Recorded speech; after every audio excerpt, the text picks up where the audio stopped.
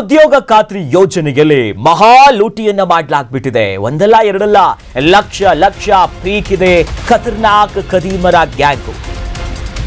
ಉದ್ಯೋಗ ಖಾತ್ರಿ ಯೋಜನೆಯ ಹೆಸರಿನಲ್ಲಿ ಗುಳುಂ ಸ್ವಾಹ ಆಗಿದೆ. ಲಕ್ಷ ಲಕ್ಷ ಪೀಕಿದ್ದ ಖತರ್ನಾಕ್ ಖದೀಮರು. ಕೆಲಸಕ್ಕೆ ಬಾರದವರಿಗೂ ಕೂಡ ಉದ್ಯೋಗ ಖಾತ್ರಿಯ ಹಣ ಹೋಯ್ತಂತೆ. ಅಷ್ಟೇ ಅಲ್ಲ, ಸತ್ತವರ ಖಾತೆಗೂ ಸಾವಿರ ಸಾವಿರ ಜಮಾ ಆಗಿದೆ. 2024ನೇ ಸಾಲಿನ ಉದ್ಯೋಗ ಖಾತ್ರಿ ಯೋಜನೆಯಲ್ಲಿ ಎಲ್ಲವೂ ಕೂಡ ಗೊತ್ತಾಗ್ತಿದೆ. 2 ವರ್ಷ ಆದ್ರೂ ತಪ್ಪಿತಸ್ಥರ ಮೇಲೆ ಕ್ರಮವೇ ಆಗಿಲ್ಲ. ಭ್ರಷ್ಟರ ನೆರವಿಗೆ ನಿಂತು ಬಿಟ್ರ ಪ್ರಭಾವಿ ರಾಜಕಾರಣಿಗಳು ಅಂತ ಪ್ರಕರಣ ಮುಚ್ಚ ಹಾಕಿದ್ರ ಮೇಲಧಿಕಾರಿಗಳು. ಉದ್ಯೋಗ ಖಾತ್ರಿಯ ಯೋಜನೆಯಲ್ಲಾಗಿರುವಂತ ಅಕ್ರಮ ಅವ್ಯವಹಾರ, ಸತ್ತವರ ಖಾತೆಗೂ ಹಣ ಹೋಯ್ತಂತೆ. ಹೇಳ್ದೆ ಕೇಳ್ದೆ ಯಾರ್ಯಾರು ಕೆಲಸಕ್ಕೆ ಬಾರದೇ ಇರೋರ ಖಾತೆಗೂ ಕೂಡ ಹಣ ಹೋಯ್ತು. 24ನೇ ಸಾಲಿನಲ್ಲಾಗಿರುವಂತ ಉದ್ಯೋಗ ಖಾತ್ರಿ ಯೋಜನೆಯ ಎಡವಟ್ಟುಗಳಿದು. ಲಕ್ಷಾಂತರ ರೂಪಾಯಿ ನುಂಗಿ ನೀರು ಕುಡಿದಿದ್ದಾರೆ. ಪ್ರಭಾವಿ ರಾಜಕಾರಣಿಗಳಂತೆ ನಾಚಿಕೆ ಆಗ್ಬೇಕು ಅವ್ರಿಗೆಲ್ಲ. ಪ್ರಕರಣವನ್ನ ಮುಚ್ಚಾಕ್ತಿದಾರಂತ ಅಪ್ಡೇಟ್ಸ್ ಇದೆ, ಗಮನಿಸ್ತಾ ಹೋಗೋಣ. ತೋಕೇನಹಳ್ಳಿಯ ವ್ಯಾಪ್ತಿಯಲ್ಲಿ ಉದ್ಯೋಗ ಖಾತ್ರಿ ಕೆಲಸ ಇರುತ್ತೆ. ಇದು ಬಳ್ಳಾರಿ ಜಿಲ್ಲೆಯ ಸಂಡೂರು ತಾಲೂಕಿನ ತೋಕೇನಹಳ್ಳಿ ಅಂತ ಬಹಳ ಗ್ರಾಮ. ಅದು ಬೊಮ್ಮಘಟ್ಟ ಗ್ರಾಮ ಪಂಚಾಯಿತಿ ಸಿಬ್ಬಂದಿ ವಿರುದ್ಧ ದೂರು ಕೂಡ ಆಗಿದೆ. ಡಾಟಾ ಎಂಟ್ರಿ ಆಪರೇಟರ್ ಸೋಮಶೇಖರ್ ಅಂತ ಇರ್ತಾರೆ.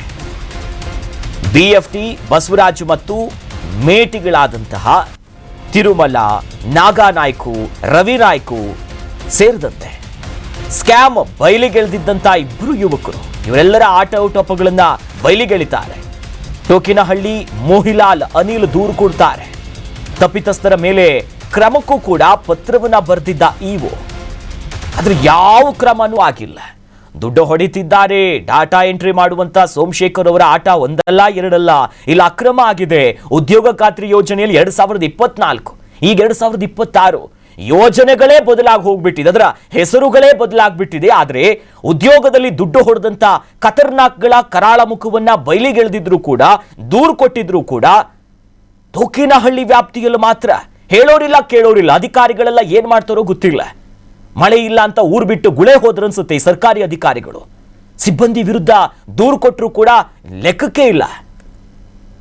ಸುಮಾರು 2024ರಲ್ಲಿ ಆಲ್ರೆಡಿ ಇದಕ್ಕೆ ಒಂದು ಕ್ರಮ ಕೈಗೊಂಡಿದ್ದು. ಮೀನ್ಸ್ ನಾವೊಂದು ಕಾನೂನಾತ್ಮಕವಾಗಿ ಒಂದು ಕಂಪ್ಲೇಂಟ್ ನ ರೈಸ್ ಮಾಡಿದ್ವಿ. ಸೊ ಏನಪ್ಪಾ ಅಂತಂದ್ರೆ, ನಮ್ಮ ಊರಲ್ಲಿ ನರೇಗಾ ಉದ್ಯೋಗ ಖಾತ್ರಿ ಕೆಲಸ ಆಗ್ತಾ ಇದೆ. ಸೊ ಬಟ್ ಏನಾಗ್ತಿದೆ ಅಂತ ಹೇಳಿದ್ರೆ, ಸೊ ಕೆಲ್ಸಕ್ಕೆ ಬರೋರು ಇನ್ಕ್ಲೂಡ್ ನಾನು ಆಲ್ರೆಡಿ ಪ್ರೈವೇಟ್ ಕಂಪ್ನಿಯಲ್ಲಿ ಒಂದು ಕೆಲಸ ಮಾಡ್ತಾ ಇದ್ದೀನಿ. ಸೊ ನಾನು ಬರ್ಲಿಲ್ಲ ಅಂದ್ರೂ ಕೂಡ ನನಗೆ ಅಮೌಂಟ್ ಬಂದು ಸೊ ಕೆಲಸ ಮಾಡುವಂತ ಮೇಟಿಗಳು ಏನ್ ಮಾಡ್ತಾ ಇದಾರೆ ಅಂತಂದ್ರೆ, ಸೊ ಮನೆ ಹತ್ರ ಬಂದು ಬಯೋಮೆಟ್ರಿಕ್ ತಗೊಂಡು ಕೆಲಸನ ಅವ್ರು ಕೆಲಸ ಮಾಡಿರೋ ಅಮೌಂಟ್ ನ, ಅವ್ರ ಅಕೌಂಟ್ ಅಲ್ಲಿ ಬಂದಿರೋ ಅಮೌಂಟ್ ನ ಅವ್ರು ಬಿಡಿಸ್ಕೊಂಡು ಸೊ ಅವರೆಲ್ಲ ಅಮೌಂಟ್ ನ ಬೋಗಸ್ ಮಾಡಿ ತಿಂತಾ ಇದ್ದಾರೆ. ಸೊ ಈ ರೀತಿ ನಾವೆಲ್ಲ ಮಾತಾಡಿ ಇದಕ್ಕೆ ಕಂಪ್ಲೇಂಟ್ ರೈಸ್ ಮಾಡಿ ಸೊ ಮಾಡಿದ್ರು ಕೂಡ ಯಾವುದೇ ರೀತಿಯಲ್ಲ ಕ್ರಮ ಕೈಗೊಂಡಿಲ್ಲ. ಇನ್ಕ್ಲೂಡ್ ಪೊಲೀಸ್ ಕಡೆಯಿಂದ ನಮಗೆ ಆಲ್ರೆಡಿ ನೋಟಿಫಿಕೇಶನ್ ಬಂದ್ರು ಕೂಡ ಏನು ಕ್ರಮ ಕೈಗೊಂಡಿಲ್ಲ. ಸೊ ಈ ಅಟ್ ಪ್ರೆಸೆಂಟ್ 3 ಇಯರ್ಸ್ ಆಯ್ತು ನಮ್ಮೂರಲ್ಲಿ ಯಾವುದೇ ರೀತಿಯಲ್ಲಿ ಉದ್ಯೋಗ ಖಾತ್ರಿ ಕೆಲಸ ನಡೆದಿಲ್ಲ. ಸೊ ಈ ರೀತಿಯಲ್ಲಿ ಏನಾಗ್ತಿದೆ ಅಂತ ಹೇಳಿದ್ರೆ, ಸೊ ಅಲ್ಲಿ ಒಂದು ಸಮಸ್ಯೆಯನ್ನು ಒಂದು 2-3 ವರ್ಷಗಳ ಹಿಂದೆ ನಾವು ಇದು ಮೇಲಧಿಕಾರಿಗಳಿಗೆ ನಾವು ತಿಳಿಸಿದ್ದೀವಿ.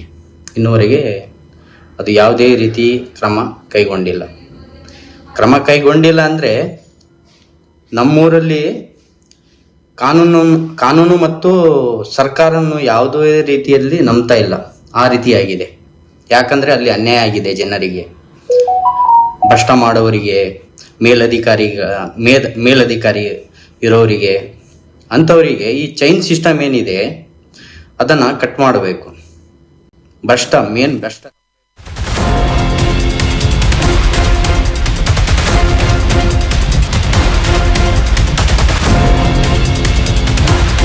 ಉದ್ಯೋಗ ಖಾತ್ರಿ ಕೆಲಸವೂ ಇಲ್ಲದಂತಾಗಿಬಿಟ್ಟಿದೆ. ಮಳೆ ಇಲ್ಲದೆ ಗ್ರಾಮಸ್ಥರು ಗುಳೆ ಹೋಗ್ತಿದ್ದಾರೆ. ಇನ್ಮೇಲಾದ್ರೂ ತಪ್ಪಿತಸ್ಥರ ವಿರುದ್ಧ ಕ್ರಮ ಯಾವಾಗ ಕೈಗೊಳ್ತೀರಿ? ಕ್ರಮ ಕೈಗೊಳ್ಳಿ ಅಂತ ಗ್ರಾಮದ ಜನ ಹೇಳ್ತಿದ್ದಾರೆ. ಗ್ರಾಮಸ್ಥರಿಗೆ ಉದ್ಯೋಗ ಖಾತ್ರಿ ಕೆಲಸ ಕೊಡಬೇಕು. ಈ ಉದ್ಯೋಗ ಖಾತ್ರಿ ಇರೋದೇ ಗ್ರಾಮಸ್ಥರಿಗೆ ಕೊಡೋದಕ್ಕೆ, ಇಲ್ದಿದ್ರೆ ಡಿಸಿ ಕಚೇರಿ ಬಳಿ ಹೋರಾಟವನ್ನ ಮಾಡ್ತೀವಿ ಅಂತಿದ್ದಾರೆ. ತೋಕೇನಹಳ್ಳಿ ಗ್ರಾಮಸ್ಥರಿಂದ ಖಡಕ್ ಎಚ್ಚರಿಕೆಯನ್ನ ಕೂಡ ಕೊಡಲಾಗ್ತಿದೆ. ಹಿಂದೆ ಇಲಾಖೆಯಲ್ಲಿ ಕೆಲಸ ಮಾಡ್ತಿದ್ದಂತ ಸಿಇಒ ರಾಹುಲ್ ಅವರ ಕೈಯಲ್ಲೇ ಈ ಕೇಸ ಹಳ್ಳ ಹಿಡಿತಾ ಅನ್ನೋ ಅನುಮಾನಗಳು ಕೂಡ ಹೆಚ್ಚಾಗ್ತಿದೆ. ಅಧಿಕಾರಿಗಳು ಏನು ಮಾಡ್ತಿದ್ರು ಅಂತ. ಇದಕ್ಕೆ ಸಂಬಂಧಪಟ್ಟಂತೆ ನಮ್ಮ ಪ್ರತಿನಿಧಿ ರಾಜು ದೂರವಾಣಿ ಸಂಪರ್ಕದಲ್ಲಿ ಜಾಯ್ನ್ ಆಗಿದ್ದಾರೆ. ರಾಜು, ಯಾವಾಗ ಇಂಥದ್ದೊಂದು ಗೋಲ್ಮಾಲ್ ನಡೀತು, ನಂತರದಲ್ಲಿ ಆ ಸಂದರ್ಭದಲ್ಲಿ ಇದ್ದಂತಹ ಸಿಇಒ ರಾಹುಲ್ ಅವರ ಕೈಯಲ್ಲೇ ಹಳ್ಳ ಹಿಡಿತು ಅನ್ನುವಂತ ಆರೋಪಕ್ಕೆ ಏನ್ ಕಾರಣ? ಸದ್ಯ ಗ್ರಾಮಸ್ಥರು ಏನ್ ಹೇಳ್ತಿದ್ದಾರಂತ?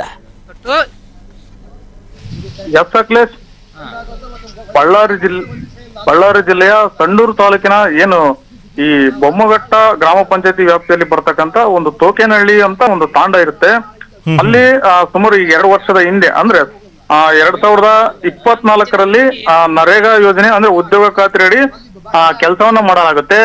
ಅಂತ ಸಂದರ್ಭದಲ್ಲಿ ಗ್ರಾಮ ಪಂಚಾಯತಿಯ ಡಾಟಾ ಎಂಟ್ರಿ ಆಪರೇಟರ್ ಆಗಿರ್ತಕ್ಕಂಥ ಸೋಮಶೇಖರ್ ಇರ್ಬೋದು, ಮತ್ತೆ BFT ಆಗಿರ್ತಕ್ಕಂಥ ಬಸವರಾಜು, ಮತ್ತೆ ಮೇಟಿಗಳಾಗಿರ್ತಕ್ಕಂಥ ತಿರುಮಲ ಮತ್ತೆ ಈ ನಾಗನಾಯ್ಕು ಇನ್ನಿತರ ಕೆಲವೊಬ್ರು ಸೇರ್ಕೊಂಡು ಉದ್ಯೋಗ ಖಾತ್ರಿ ಯೋಜನೆಯಲ್ಲಿ ಏನು ಕೆಲಸ ಮಾಡಿರ್ತಕ್ಕಂಥವ್ರಿಗೆ ಹಣವನ್ನು ಹಾಕದೆ ಬೇರೊಬ್ರು ಮನೇಲಿ ಇರ್ತಕ್ಕಂತ ವ್ಯಕ್ತಿಗಳಿಗೆ ಹಣ ಹಾಕಿರ್ತಾರೆ. ಮತ್ತೆ ಕೆಲವೊಬ್ರು ಡೆತ್ ಆಗಿದ್ರು ಕೂಡ ಅವ್ರಿಗೂ ಕೂಡ ಉದ್ಯೋಗ ಖಾತ್ರಿ ಹಣವನ್ನು ಹಾಕಿರ್ತಾರೆ.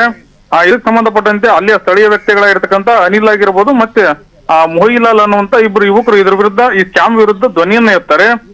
ನಂತರ ಗ್ರಾಮೀಣಾಭಿವೃದ್ಧಿ ಆಯುಕ್ತರಿಗೆ ದೂರು ಸಲ್ಲಿಸ್ತಾರೆ. ಇದಾದ ಬಳಿಕ ಏನು ಸಿಇಒ ಅವರಿಗೂ ದೂರು ಸಲ್ಲಿಸ್ತಾರೆ.